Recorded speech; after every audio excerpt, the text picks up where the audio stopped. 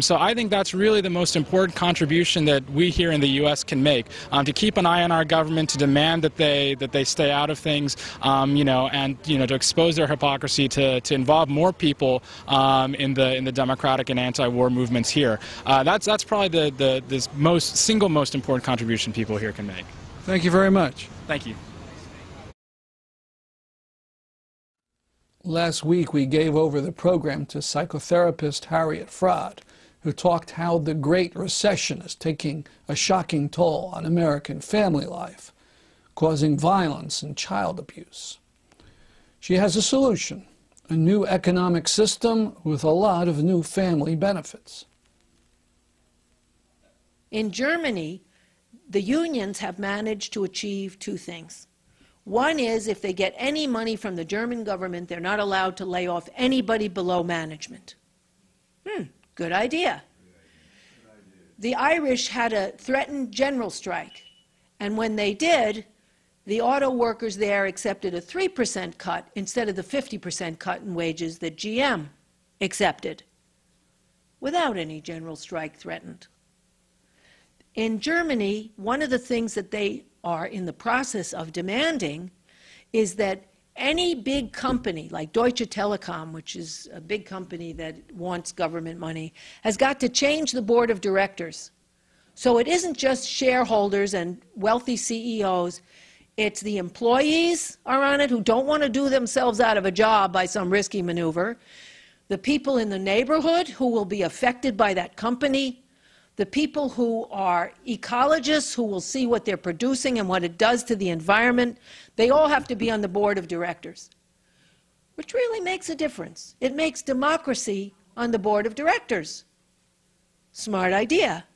We would also have to do what they do all over Europe, which is proportional representation, which means that whatever proportion of the votes you get, that group that you're in gets that proportion of the seats in Congress and Senate. Another thing that they'd have to do, which is what they do in France and Germany, is no private money accepted. The government gives every party that's running a certain amount of money. They have 2 weeks to run. They have equal media time. That's it. So that you don't have people buying the election. Billions aren't spent to basically bribe people to vote for one candidate and enrich these television stations while people who have another point of view never get heard, no less represented. So that would be those would be very important changes that could be part of a movement here. You'd also have to say, we have to create support for our future, for children and families. A system like the French daycare system. $1 an hour before children are 1, and heavy family subsidies, because it's a lot of work doing a family, which people know it's a lot of work, with after-school programs, summer programs, and childcare. In France, if your kid is home for the summer, it's $15 a week, but it can never be more than 10% of your income that you're paying for childcare. And they have wonderful programs because they're heavily subsidized. And if they ever try to cut them, millions of people are in the street.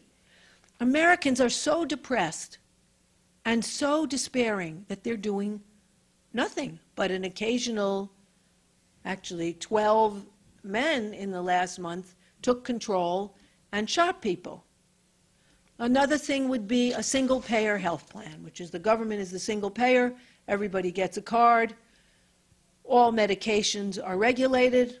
All doctors' salaries are regulated. The highest a doctor can get if he's a fancy surgeon is $600,000 a year in American currency. I would think that's a nice living. And obviously, they wouldn't allow what they allow now, which is big subsidies from medical companies so that doctors will prescribe their products.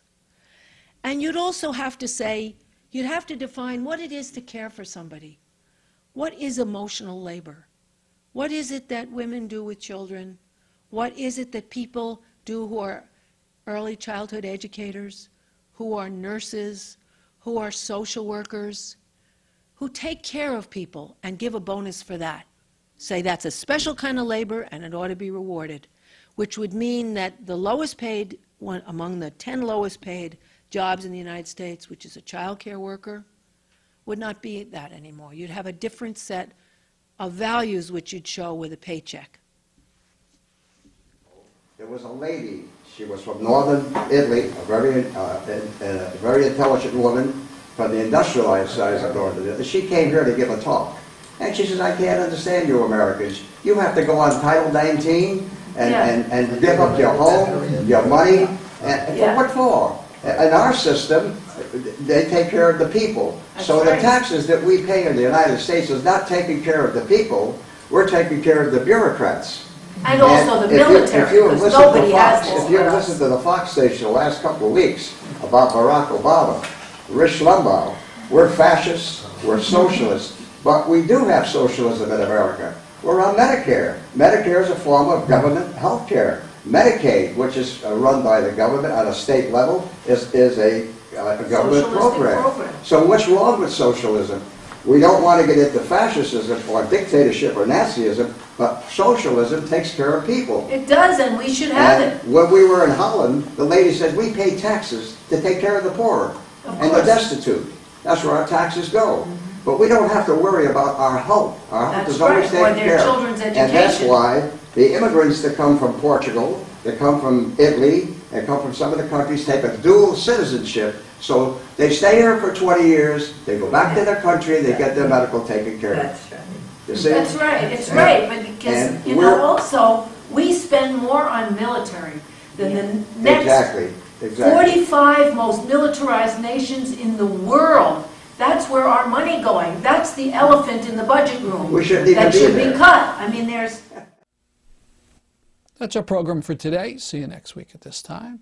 I'm Stanley Heller, and this is The Struggle.